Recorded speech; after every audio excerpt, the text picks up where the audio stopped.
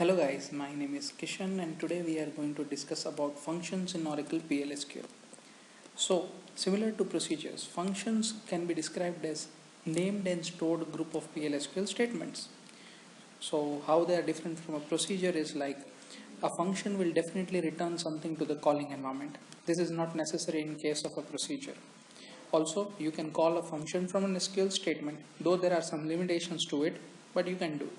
This can't be achieved with a procedure. There are many more such differences between a function and a procedure. I have prepared a separate video on it. In this video, we will concentrate on how to create a function. From advanced level functions to very basic functions we'll look at. So to create a function, first of all, you need to have create procedure privileges. Now, if you want to create a function in any other user schema, then you need create any procedure privileges. And if you want to alter any procedure in other user schema, you need to have alter any procedure privileges. Okay, so this is a basic syntax of a function. It starts like create or replace function name. Then we have to pass list of parameters which are not mandatory. Whatever showing on the screen in red colors are not mandatory fields. Then comes the return statement. Now this return statement differs a function from a procedure. What we say is return and then the data type.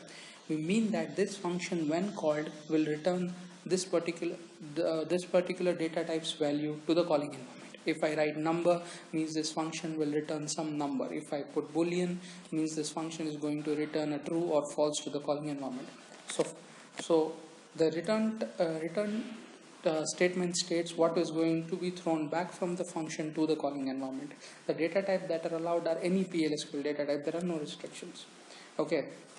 Then is the is and as keyword. Then comes the begin block. Now this begin block is where we will declare all our variables, cursors, and all those things. This is not mandatory part. We can have write a function without any variable declaration also. Then comes the begin block. Now this begin block is mandatory. You need to have at least one SQL statement in the begin block. If nothing, at least a null.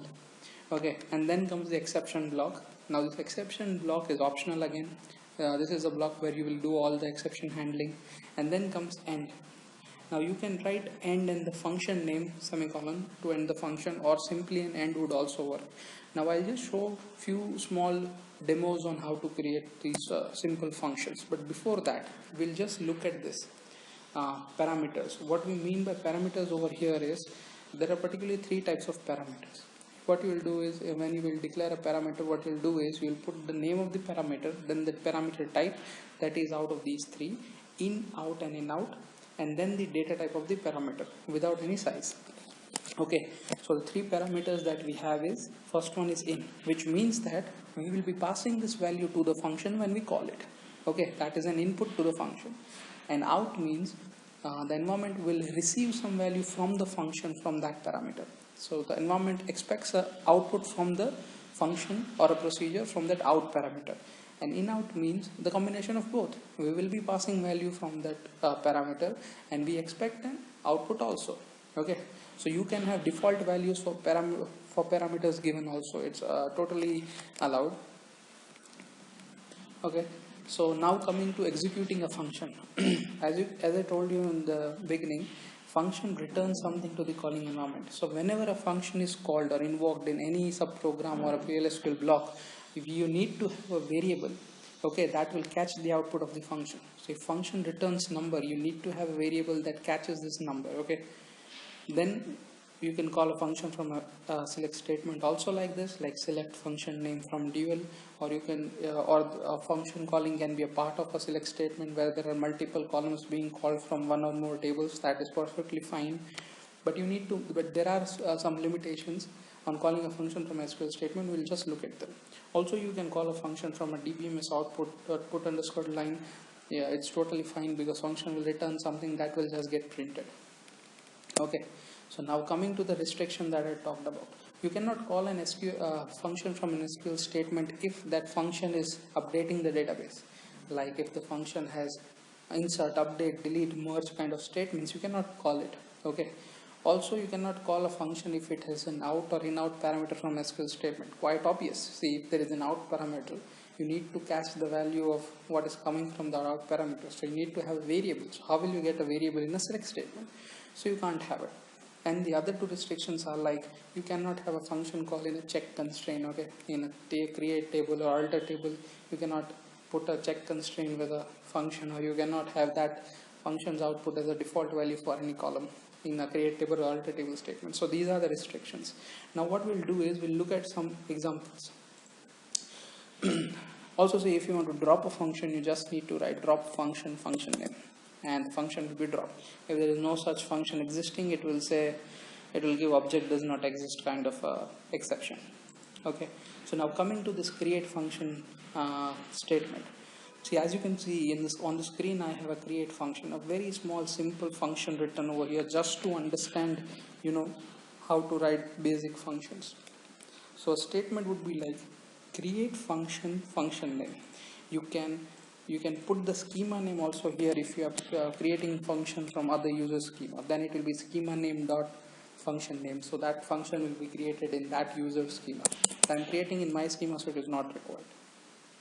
Then comes the return statement.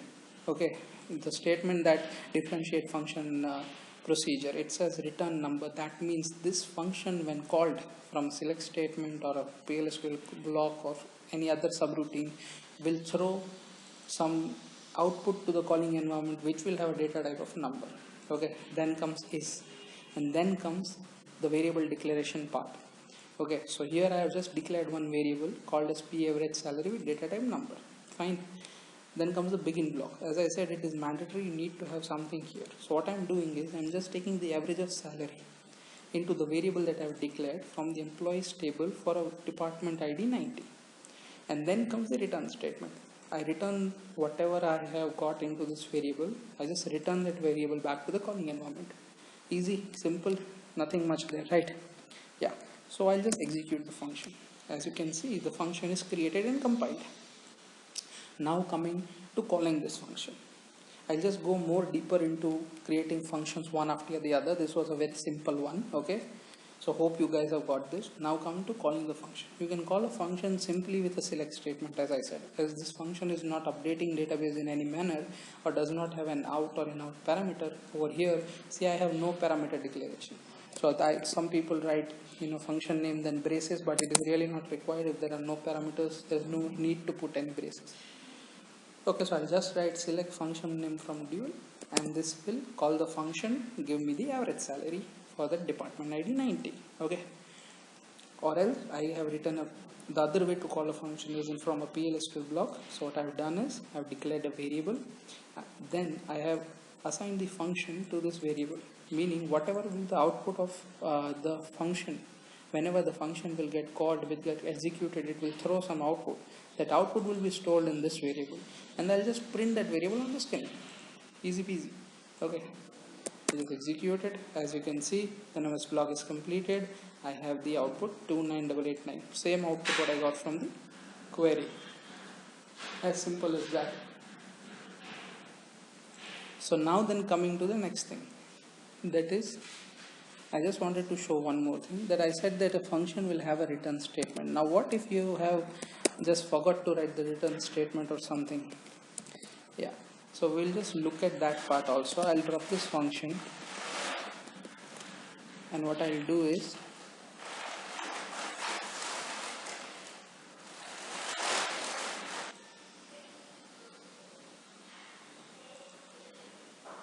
so now coming back to that part where we said that the function definitely returns something to the calling environment. Say suppose I have missed out my return statement. I'll just drop this function, okay, and say suppose by mistake I have not returned anything back to the calling environment.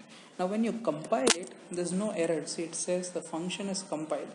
So might be you have written your return statement in a if else block where the return statement not it's all executed or something like that. So it is always advisable to have one return statement, and if there are any conditions on based on the returns, so that variable should be updated and then the single variable should be returned. So even if you don't return anything, you don't get any compilation error, but when you call the function, you get an error saying the function returned without value. So this is the thing, the function is returned without value. You get this error when you execute a function that doesn't return a value.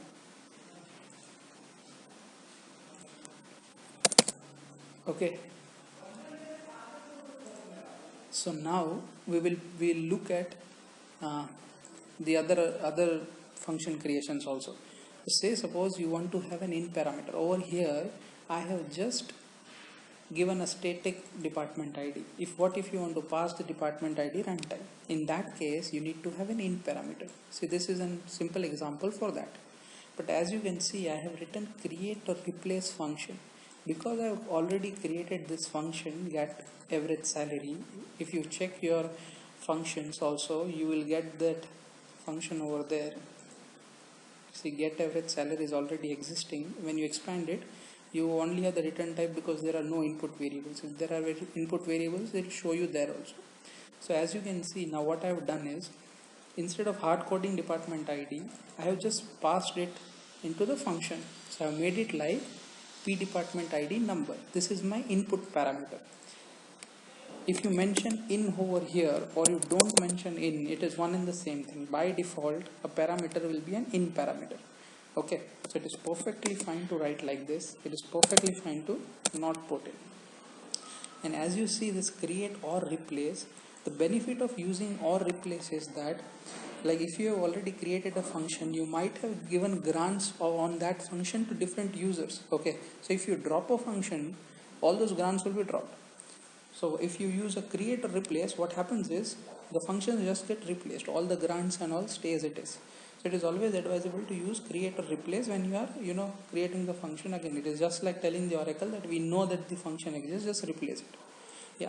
So this is an example of in parameter. I'm just passing department ID at runtime, and the department ID will get updated here. So this department ID will get, and the average salary will be returned. So what I will do is I'll execute this from a select statement with input as 60. So what I've done is I pass 60. It will come here as department ID used in this query, and I get the output.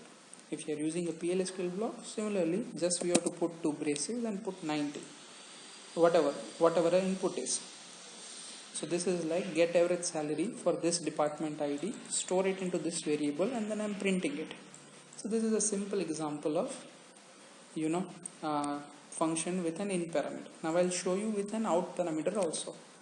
So everything remains the same, just I have one more parameter now, p name out. Okay, varchar 2. So I have not mentioned any size, never mentioned size, as I told in the beginning of the video that you don't need to mention any size over here. Okay, so after getting the average salary, I am taking the first name and last name for that department ID's first record. Okay, and then I am putting it into the variable of that out parameter variable, that is into p name. So whatever I get in this output will come here. Okay, simple as that. So you cannot call this from a select statement. As I said, if you have an out or an in out, you cannot call it from select statement, because if you call it here, how will you declare a variable to catch the value of the out parameter? So if you execute like this, it says out parameter in my identifier. Oracle says, I don't understand what you've written here. We need a placeholder, a variable over here that will catch the value of this out parameter. So I have just written a PLSQL block over here. So I have a variable that will catch the output of the function. I have a FL name variable that will be placed in place of that in out parameter. So whenever this function is invoked, 90 will be passed in as department ID, and FL name will get populated with the value of this select query, because the select query takes first name, last name, and puts it into p name. Now this p name is the out parameter.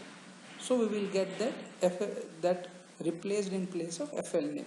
Okay, so when I execute it, what happens is,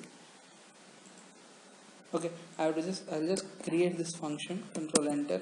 I've executed this function now, and now when you call this function, see in this calling I have used two parameters. One is in parameter 90 and the other is out parameter. So I have a placeholder for that which is declared with varchar 250. So when you execute it,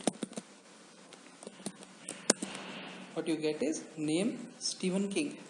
So quite simple, right? Okay. And now we come to the third type, that is in out number. Now what in out number states is we will pass something to this, and also we expect an out from this very place.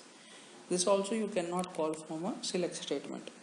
So what I've done is, up to here the function is same. I'm taking average salary into the variable and then returning that variable, okay, for that particular department ID which is passed into here. But now I'm also taking the max salary and putting it into the very same variable from which I got the input. What will happen is, when the select statement will get executed, the output of the select statement will get populated to this P number. So now when you execute this function, now when you want to execute this function, what we can do is, we need to have one variable that will store the output of this function, that is this P return average salary, into this P underscore AS. Also we are going to pass an input to this and return an out from this very parameter. So what we cannot directly pass 60 over here, because then from the whatever the output of the out parameter will come needs to be stored somewhere, right? So instead we will store it in P number.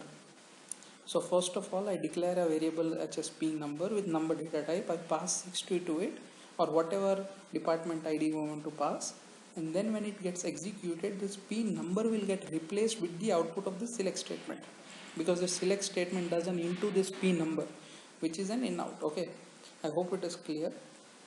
So when I execute it, I get the max value 9000. Now this max value 9000 is this P number which I have got with this variable P number. If you see this select statement, select max value into P number, this is the in out parameter. So it has given the input also, and our output also is stored into this very variable and send out. So no need for us to put 2-3 variables, with one variable only we have worked out. And this P underscore AS is nothing but the return statement's catch. Now this has returned P average salary. I have catched that average salary in P underscore AS. So simple is the average salary returned into that, and I have displayed it on the screen. So you can see P max value 9000 and average value 5760. Also you can pass default. Now say suppose this is my function, and this is P underscore department ID, and I want the department ID by default to be say 10.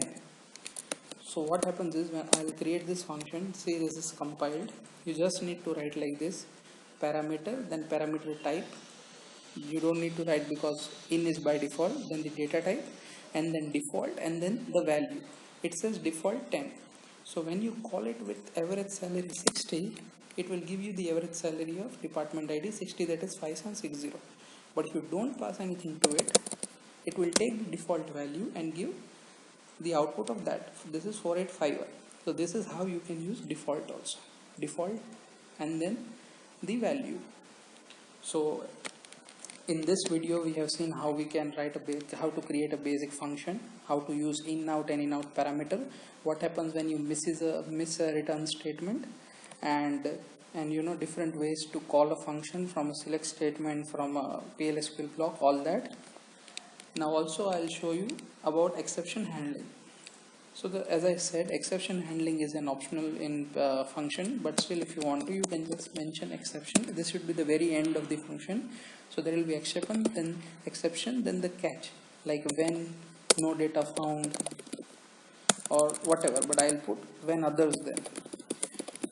Okay, when others then, and then I can put the log, like if I want to log it into some table, then I can put my insert statement, or call a procedure that will log my errors, or I can just simply put an output to the screen. Exceptions got like that. So this way you can do exception handling also over here. Now mostly you will be logging your errors into table, and you will use the SQL code and SQL ERRM.